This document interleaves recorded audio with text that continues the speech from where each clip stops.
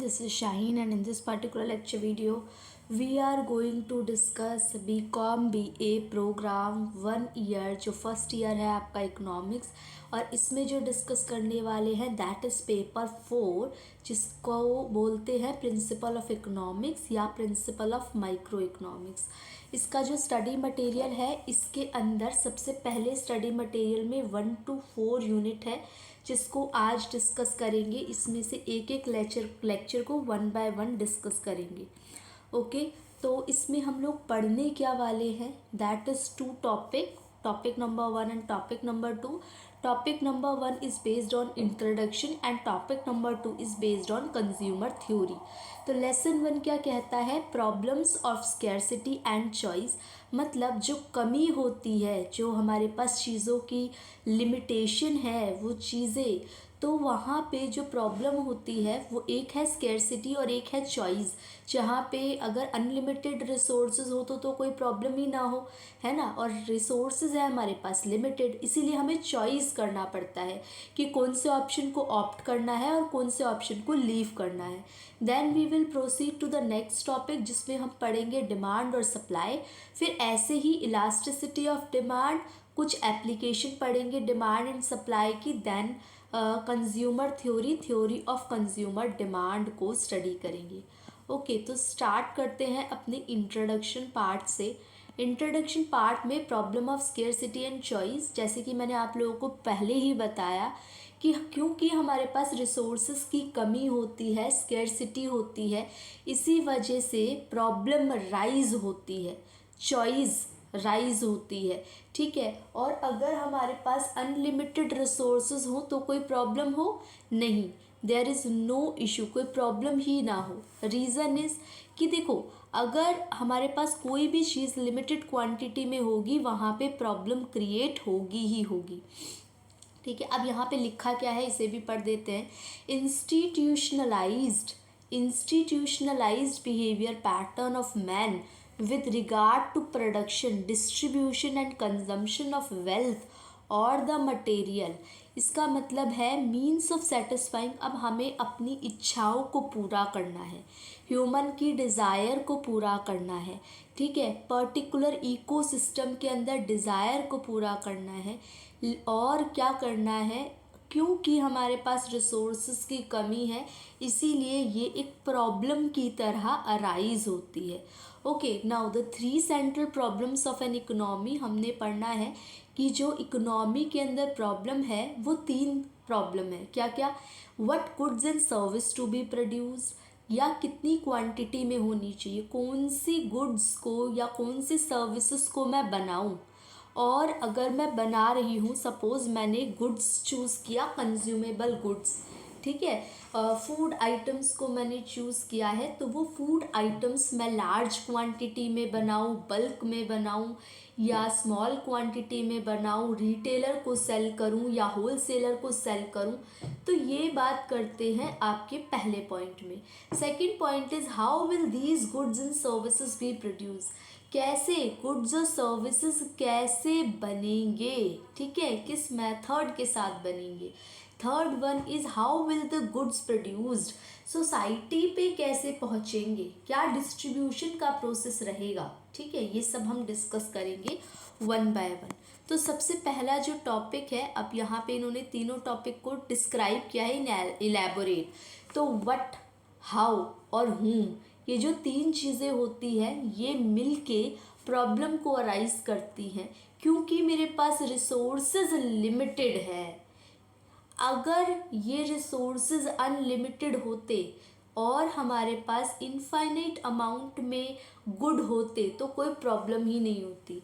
The question of choice, और choice भी तब अराइज होती। आपके पास कोई अनलिमिटेड चीज़ें होंगी तो आपको, अब आप ड्रेसेस ही है, आपके पास लिमिटेड ड्रेसेस हैं 10, 20, 30, 40, सपोज़ किसी के पास 100 है ड्रेस या किसी के पास 1000 ड्रेस है, तो ये क्या है, अब आपको उन 1000 ड्रेसेस में से 10 ड्रेसेस में से सेलेक्ट करना पड़ेगा कि कौन सा आउटफिट आपको वियर करना है। तो यहाँ पे क्वेश्चन ऑफ चॉइस निकल के आता है। Now the next one is human wants. Human की जो इच्छाएं हैं वो कभी भी संतुष्ट नहीं हो सकती, दैट इज़ ऑलवेज लिमिटलेस। अगर हम एक घर को खरीद लेते हैं then we think of purchasing the other one, फिर हम दूसरी चीज़ को परचेज करने की सोचते हैं।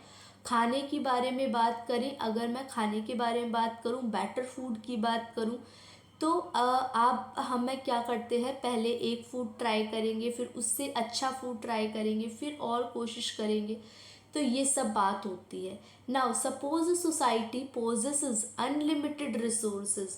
अब जो सोसाइटी है अगर उसमें अनलिमिटेड रिसोर्सेज आती हैं, लैंड, लेबर, कैपिटल, इक्विपमेंट आती है, तो कोई इकोनॉमिक प्रॉब्लम नहीं होगी, because the economy can produce enough goods and services to meet all the wants of person individually as well as collectively. एक अगर मैं अकेले पर्सन की बात करूं या मैं ग्रुप की बात करूं, कोई भी प्रॉब्लम अराइज नहीं होगी। All goods would be free goods. जैसे कि अगर मान लो ऐसा भी हो जाता है सारे गुड्स आपके लिए फ्री हैं, जैसे एयर, सनशाइन, रेन वाटर, जितना मन करे कंज्यूम करो, तो भी क्या होगा कि आपको स्केर्सिटी की प्रॉब्लम या लिमिट जो हमें चीज़ें हो रखी है उसकी प्रॉब्लम नहीं होगी। लेकिन रियलिटी में ऐसा एग्जिस्ट नहीं करता। रियलिटी में ये पॉसिबल है कुछ गुड्स और सर्विसेज के साथ जो कि आपको अनलिमिटेड मिले हैं, हर गुड्स के साथ ये ऐसा नहीं है। Next one is moreover resources call be use to produce more than one type of commodity. A unit of labour, अगर मैं आपको बात करूं मेथड ऑफ कमोडिटी की कि कौन से मेथड की कमोडिटी को मुझे कंज्यूम करना है, तो there are two types of commodity, there are two types of method, जिसमें हमने पहले मेथड की बात करी। अगर मैं बात करूं मेथड की, ठीक है, तो मेथड के अंदर दो मेथड डिस्कस करेंगे, एक लेबर इंटेंसिव टेक्निक और एक capital intensive technique. Labour intensive technique और एक बात करेंगे capital intensive technique. Labour intensive technique is based on labour. जैसे कि इंडिया में लेबर बहुत चीप है, लेकिन अगर कंपेयर करूँ मैं इट विद अमेरिका, तो वहाँ पे कैपिटल की जो प्रोडक्शन होती है, वहाँ पे गुड्स की प्रोडक्शन कैपिटल बेसिस पे ज़्यादा की जाती है, क्योंकि वहाँ पे माइंड सेट या मनी की टर्म्स में बात ज़्यादा होती है। The question what goods to produce and what not to produce therefore concern the allocation of scarce resources. Resources की कमी, इन सब चीज़ों में हमें रिसोर्सेज की कमी देखनी पड़ती है। फॉर रिसोर्स एलोकेशन, रिसोर्स की जब हम फॉर्मेशन करते हैं या रिसोर्स की डिस्ट्रीब्यूशन करते हैं, one needs to set of information. दो इंफॉर्मेशन चाहिए होती है। पहली तो कि लोगों की वांट क्या है, ठीक है, उनकी प्रेफरेंस क्या है, रैशनल चीज़ क्या है। Second problem is choice of technique. Technique की जो प्रॉब्लम है वो भी हमने पढ़ ली कि टेक्निक के बारे में क्या डिस्कशन होगी। Third problem is related to the distribution of national product. आप लोगों तक प्रोडक्ट कैसे पहुंचाओगे? क्या आप डिस्ट्रीब्यूशन मेथड में ज़ीरो चैनल का यूज़ करोगे, जिसके अंदर कोई भी इंटरमीडियरी नहीं रहता और डायरेक्टली जो प्रोड्यूसर होता है वो कंज्यूमर तक पहुंचाता है? क्योंकि वहाँ पे जो बाउंड्री हो जाती है गुड्स की, क्योंकि केवल आप कुछ क्वांटिटी में गुड्स को प्रोड्यूस कर सकते हो। लेकिन अगर मैं डिस्ट्रीब्यूशन मेथड में वन लेवल चैनल या टू लेवल चैनल या आप बोल सकते हो इनडायरेक्ट लेवल चैनल की बात करूँगी, तो वहाँ पे प्रॉब्लम अराइज हो सकती है आपकी किस वे में कि आप इंटरमीडियरीज को तो इन्वॉल्व कर रहे हो, आपका स्कोप बढ़ जाता है, लेकिन स्कोप के बढ़ने के साथ साथ जो प्रॉब्लम है वो भी अराइज हो जाती है। अब वो कौन सी प्रॉब्लम है? जैसे कि आपका लैक ऑफ कंट्रोल, आपका जो प्रॉफिट मार्जिन है वो घट जाएगा, कंट्रोल लैक हो जाएगा, ये सब। Next is role of price mechanism. Price, पैसों का क्या कनेक्शन है? तो अगर मैं system of free enterprise economy की बात करूं, तो कोई भी एक पर्सन या कोई भी ऑर्गेनाइजेशन वो तीनों प्रॉब्लम को सॉल्व नहीं कर पाएगी। Is consciously concern with any of the three central problem, उनको ये तीन प्रॉब्लम के बारे में चिंता रहती है। इन सच एन इकोनॉमी, इस टाइप की इकोनॉमी के अंदर अगर मैं प्रोडक्शन की बात करूं, डिस्ट्रीब्यूशन की बात करूं, ये बहुत सारे फैक्टर्स के ऊपर डिपेंड करता है और बेसिकली कंज्यूमर और प्रोड्यूसर के ऊपर अफेक्ट करता है कि जो आपका प्राइस रहने वाला है वो कैसा रहने वाला है।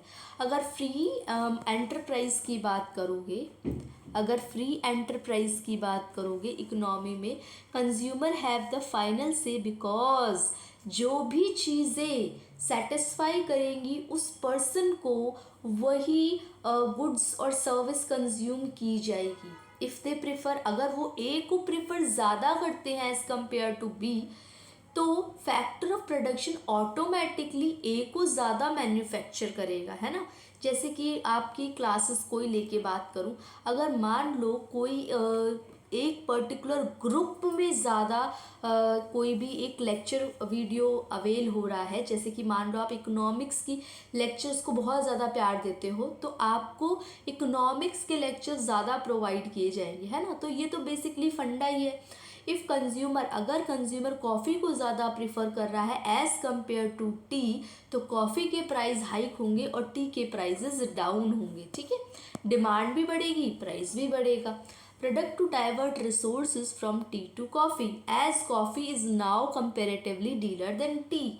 फिर production of coffee will rise, फिर यहाँ पे प्रोडक्शन भी बढ़ जाएगा। अब यहाँ पे और क्या बात की गई है, मनी से रिलेटेड, प्राइस से related. what is true of the market for consumer good is also true for market for factor of production। जैसे कि इन्होंने कहा कि कंज्यूमर गुड्स के लिए, मार्केट के लिए जो सच है वो मार्केट फैक्टर्स के लिए भी सच है। जैसे कि लैंड की बात करूं, लेबर की बात करूं, कैपिटल की बात करूं। कॉम्पिटिटिव कंडीशन के अंदर, under competitive condition only that producer who can adopt the most efficient method of production, जो प्रोड्यूसर एक यूनिक चीज़ ऑफर कर रहा है आपको, आपकी कॉस्ट को कम करके चल रहा है, प्रॉफिट मार्जिन कम करके चल रहा है, उसको ही बेस्ट माना जाएगा, वहीं से परचेजेस की जाएगी। जैसे motive power will be generated by automatic process rather than by steam. If the price of coal, अगर कोल का प्राइस बढ़ता है, must the, but the most obvious choice is with regard to the use of capital and labor। if labor is cheaper than capital, अगर labour cheaper होती है तो आप labour intensive technique का इस्तेमाल करोगे, अगर कैपिटल चीपर होती है तो कैपिटल इंटेंसिव टेक्निक का इस्तेमाल करोगे।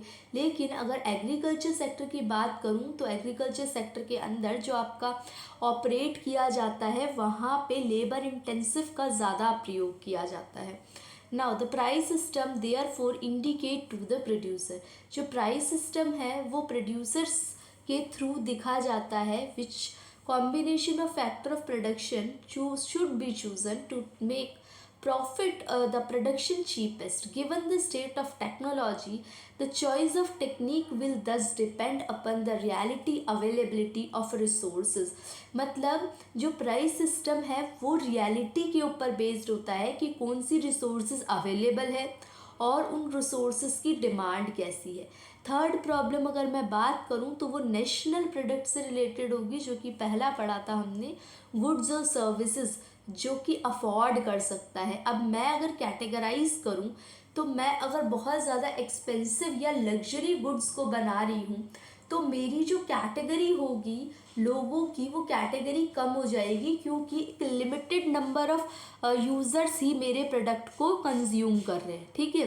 लेकिन अगर मैं अपनी क्वांटिटी, अपने प्राइसेस को घटा देती हूँ तो मेरे जो नंबर ऑफ पीपल्स हैं वो क्या हो जाएंगे, बढ़ जाएंगे। लिमिटेशन और प्राइस मैकेनिज्म, जैसे प्राइस मैकेनिज्म में कमी क्या है, प्राइस मैकेनिज्म की कमी क्या है, इसके बारे में। यस, लिमिटेशन की अगर मैं बात करूं तो क्या क्या कमियां हैं प्राइस से रिलेटेड वो हमें समझनी पड़ेंगी। A writer called the price mechanism as the invisible conductor of economic orchestra. जो राइटर है वो प्राइस मैकेनिज्म को ऐसे बताता है कि conductor, invisible conductor economic orchestra का। There are million of prices बहुत सारे नंबर ऑफ प्राइजेज हैं और सारे के सारे all of them are determined simultaneously in such a way कि परफेक्ट कोऑर्डिनेशन बना हुआ है, मतलब दोनों चीज़ों के बीच में एक अच्छा खासा कोऑर्डिनेशन है, प्रोडक्शन का, डिस्ट्रीब्यूशन का, कंजम्पशन का of all these goods and services. Over production and under production of any commodity at a given time will be set right by price mechanism. मतलब ऐसा भी नहीं होना चाहिए कि प्रोडक्शन बहुत ज़्यादा हो और लिमिटेशन और अंडर प्रोडक्शन भी आपके लिए एक नुकसान वाली बात करेगी. The question now is whether the price system is really so effective as it is made out to be. Does the price mechanism really represent the wishes of the people? अब इन्होंने बोला है कि जो प्राइस मैकेनिज्म है, आपको ऐसा लगता है कि वो सच में लोगों की मर्ज़ी के हिसाब से होता है? अगर कैपिटलिस्ट इकोनॉमी की बात करूँ तो जो डिमांड होती है वो इनकम के ऊपर डिपेंड करती है और वो कितना खर्च करना चाहते हैं, डिफरेंट गुड्स पे लोग कितना खर्च करना चाहते हैं उसके ऊपर डिपेंड करती है. But do not have necessary purchasing power, लेकिन उनके पास इतनी खरीदने की, सामान को खरीदने की क्षमता नहीं होती. The fortunate few with large income are able to influence producer to manufacturer those goods which they like, जिसमें जो उन्हें पसंद है उस गुड्स में वो इन्वेस्ट करना चाहते हैं.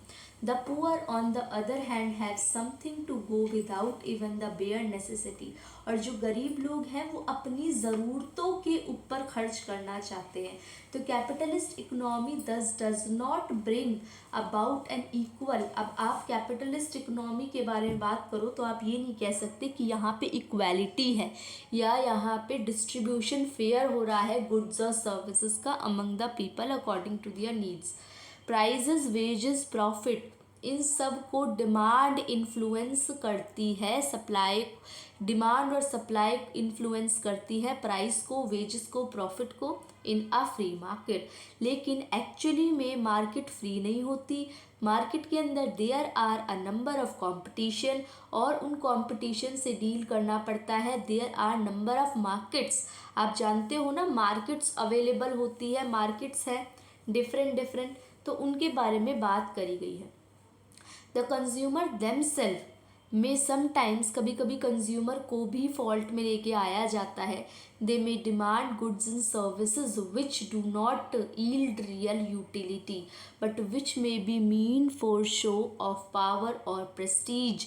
Sometimes they may even demand goods, कभी कभी वो ऐसे गुड्स की भी डिमांड कर रहे हैं जैसे ड्रग्स वगैरह है. तो हमें वो भी सोच समझ के चलना पड़ेगा कि ज़रूरी नहीं है कि कंज्यूमर की डिमांड के ऊपर आप फोकस करो, आप सोसाइटी की वेलफेयर के हिसाब से भी लेके चलोगे. नाउ गवर्नमेंट का क्या रोल होता है? मॉडर्न कैपिटलिस्ट इकोनॉमी के हिसाब से इज़ नॉट सोडली अ प्राइस इकोनॉमी, लेकिन ये एक मिक्स्ड सिस्टम है. गवर्नमेंट कोशिश करती है कंट्रोल करने की direct production, distribution, consumption. Government control करती है through different things like social and labour laws के थ्रू. पहली जगह पे अगर मैं फर्स्ट प्लेस की बात करूँ तो government enact laws to protect the women and children and mines. ठीक है, अब कोशिश कर रही है गवर्नमेंट, क्या कर रही है, जो बच्चे हैं उनको माइंस पे, फैक्ट्री, वर्कशॉप पे एक्सप्लॉइट ना किया जाए, 14 ईयर से कम के बच्चों को ना डाला जाए और वेजेस को मिनिमम किया जाए, मिनिमम वेजेस एक फ़िक्स की जाए ताकि जो एम्प्लॉयज़ हैं उनका एक्सप्लॉइटेशन ना किया जाए. Now redistribution of national income by taxes, redistribute किया जाए, नेशनल इनकम को दोबारा से डिस्ट्रीब्यूट किया जाए क्योंकि टैक्सेस उन लोगों के ऊपर अप्लाई हों जो कि टैक्सेस देने के लायक है, मतलब जिनकी इनकम एक स्पेसिफिक अमाउंट के ऊपर है उनके ऊपर टैक्सेस लगाओ और आप हर एक के ऊपर टैक्सेस नहीं लगा सकते. That is also important thing. ठीक है, वो भी एक इम्पॉर्टेंट चीज़ हो जाती है. फिर इन्होंने बोला है वेलफेयर, गवर्नमेंट लोगों की भलाई के बारे में बात करती है, सोशल बेनिफिट्स के बारे में बात करती है और ये चाहती है कि हमारी इकोनॉमी एक लेवल पे बढ़े, मॉडर्न इकोनॉमी बने. गवर्नमेंट क्या कोशिश करती है? To provide certain essential services which the community require, जहाँ पे कम्युनिटी को ज़रूरत पड़ती है, but which can not be provided by the private businessman, जहाँ पे लोगों को प्राइवेट बिजनेसमैन को ज़रूरत नहीं होती। ये जो सर्विसेज होती है यहाँ पे बहुत ज़्यादा पैसों की ज़रूरत होती है, ठीक है। अब वेलफेयर और सोशल मेजर के बारे में बात करूँ तो अगर आप मेट्रो की बात करो, आप वाटर सप्लाई सर्विस की बात करो, आप एजुकेशन की बात करो, ये तो अगर मैं गवर्नमेंट सेक्टर की बात करूँ तो फ्री ऑफ कॉस्ट रहती है। तो गवर्नमेंट सोचो कितने बड़े लेवल पे हम लोगों की हेल्प कर रही है। Now government in certain countries assume करती है कि वो ही रिस्पॉन्सिबल है एम्प्लॉयमेंट के लिए। नए प्रोजेक्ट्स आएंगे तो हमें जॉब्स मिलेगी, बेसिक हैवी इंडस्ट्री लगेगी, ट्रांसपोर्ट कम्युनिकेशन, इन सब के ऊपर भी गवर्नमेंट को हम कहीं एनी हाउ रिस्पॉन्सिबल मानते हैं। ओके ना, प्रोडक्शन पॉसिबिलिटी कर्व की बात करते हैं। कितने गुड्स प्रोड्यूस करने हैं, ठीक है, कितनी क्वांटिटी में प्रोड्यूस करने हैं, तो ये सब प्रोडक्शन पॉसिबिलिटी कर्व भी जाहिर करता है। अब प्रोडक्शन पॉसिबिलिटी कर्व कॉनकेव होता है, लेकिन यहाँ पे बेसिकली किस तरीके से बनाया गया है अगर आप नोटिस करो तो ये। अब ये इसके रीज़न क्या है इसके बारे में बात करते हैं one by one. Production possibility curve, this will depend upon, ये कितनी चीज़ों के ऊपर डिपेंड करता है। Extent of resources the economy has in terms of land, कितनी रिसोर्सेज लैंड लेबर कैपिटल की फॉर्मेट में है। क्वालिटी और एफिशिएंसी ऑफ दीज फैक्टर, और technology, nature of technology. Now हर इकोनॉमी प्रोड्यूस करती है सर्टेन अमाउंट ऑफ गुड्स, अपनी रिसोर्सेज के लिए कुछ सर्टेन अमाउंट ऑफ गुड्स को प्रोड्यूस करती है। Now, since some factors of production can be used to produce more than one type of commodity, since the same factors, जो factors of production होते हैं उनका इस्तेमाल किया जाता है एक टाइप से ज़्यादा गुड्स के लिए। अब जैसे आप पॉसिबिलिटी देखो, फर्स्ट पॉसिबिलिटी है कि वीट की प्रोडक्शन बिल्कुल भी ना हो और कॉटन 100 हो, तो आप देख रहे हो इनका एडिशन अगर आप नोटिस करो तो that will be equal to 100। तो आप कह रहे हो कि डिफरेंट डिफरेंट कॉम्बिनेशन की हेल्प से आप क्या कर सकते हो, जो अपना ऑब्जेक्टिव है उसको अटेन कर सकते हो। पॉसिबिलिटी ये भी हो सकती है वीट 0 रखो, कॉटन 100 रखो। और सिक्स्थ पॉसिबिलिटी ये हो सकती है कि कॉटन को 0 रखो और जो आपका वीट है वो 100 रहे, है ना। तो you may note the two extreme possibility. पहली possibility shows that India is able to produce 100 million bales of cotton and no wheat, बिल्कुल भी वीट प्रोड्यूस ना करे। तो उस सिचुएशन में आपका जो ग्राफ बनेगा वो इस तरीके से बनेगा। यहाँ पे वीट का प्रोडक्शन जब 100 होगा और इसका कॉटन का प्रोडक्शन 100 होगा, तो पहली सिचुएशन ये है, फिर ऐसे ही डिक्लाइन करता जाएगा सिचुएशन, ठीक है। नेक्स्ट इज़ उसके बाद जो अगर आप दूसरे स्लॉट की बात करो तो यहाँ पे ऐसा होता है कि सिचुएशन थोड़ी वेरी भी करती है। Alternative possibility in the production of wheat and cotton, जैसे पहली पॉसिबिलिटीज़ वही है सेम 0 और 100 वाली, सेकेंड पॉसिबिलिटी 20 और 90 वाली, फिर 40 और 75, मतलब थोड़ा थोड़ा आप प्रोडक्शन को बढ़ा रहे हो। कॉम्बिनेशन सेम रखने की कोशिश करते हुए आप थोड़ा थोड़ा प्रोडक्शन को बढ़ा रहे हो, ये भी आप नोटिस करोगे, ठीक है। जैसे पहले 100 था, फिर आपने प्रोडक्शन 100 कितना हो गया 110, फिर हो गया 7 4 11 115, फिर आप 115 रख रहे हो, फिर 110 रख रहे हो, फिर 100 रख रहे हो, ठीक है। तो ये एक कॉनकेव इमेज को शुरू करता है। पहले यहाँ से स्टार्ट हुआ, यहाँ से स्टार्ट हुआ और ये कर्व हो गया, ठीक है। अब ये किसके ऊपर बेस्ड होता है इसकी भी बात करेंगे। ये किसके ऊपर बेस्ड होता है, तो that is based on law of diminishing return from the PPC बोलूँगी, अब मैं पीपीसी बोलूँगी प्रोडक्शन पॉसिबिलिटी कर्व को। From the PPC and increasing cost of production of one commodity, अगर आप एक की प्रोडक्शन को बढ़ाते हो तो आपको क्योंकि एक स्टेबल इकोनॉमी मेंटेन करनी है तो आपको दूसरी कमोडिटी की प्रोडक्शन को डिक्लाइन करना पड़ेगा। और जितने भी आप ह्यूमन एफर्ट्स बोल रहे हो वो इस लॉ के अंदर ही आएंगे। एवरी इकोनॉमी कंटिन्यूस मतलब वो नहीं कर सकती, ओवरकम नहीं कर सकती ऑपरेशन ऑफ डिमिनिशिंग रिटर्न को। लॉ ऑफ डिमिनिशिंग रिटर्न पढ़ लिया, अब लॉ ऑफ डिमिनिशिंग रिटर्न होगा तो जो सिचुएशन है वो कुछ इस तरीके की बनेगी, देख लो। और अगर पीपीसी इस तरीके का था कॉनकेव, तो ये किसके ऊपर बेस्ड था? Downward slope. ये एमआरएस के ऊपर, मार्जिनल रेट ऑफ सब्सटीट्यूशन के ऊपर बेस्ड होता है। ठीक है, चलो ये चैप्टर तो हो गया complete. Law of diminishing marginal utility वाला जो फॉलो होगा तो आपका ये ग्राफ इस तरीके से बनेगा। तो हम लोगों ने ये सारे टॉपिक डिस्कस कर ली। अब नेक्स्ट लेक्चर वीडियो में डिमांड और सप्लाई का एनालिसिस देखेंगे कि डिमांड और सप्लाई एनी हाउ कैसे हेल्पफुल रहता है प्रोडक्शन के लिए, प्राइस के लिए कैसे रिस्पॉन्सिबल रहता है, इन सब को डिस्कस करेंगे। ठीक है, तो अब आप लोग चैनल को सब्सक्राइब करें, शेयर करें, वीडियो ज़्यादा से ज़्यादा लाइक करें and it's a humble request, subscribe और शेयर ज़रूर करें। ठीक है, ताकि हम लोगों को एप्रिसिएशन मिले और मैं आगे भी आपके जो सब्जेक्ट है उनके ऊपर अच्छे से काम कर सकूं और आपके जो डिफरेंट इम्पॉर्टेंट कॉन्सेप्ट्स को लेके आ सकूं। ठीक है, तो आप लोगों से नेक्स्ट लेक्चर वीडियो मिलते हैं। Thank you for watching and be happy.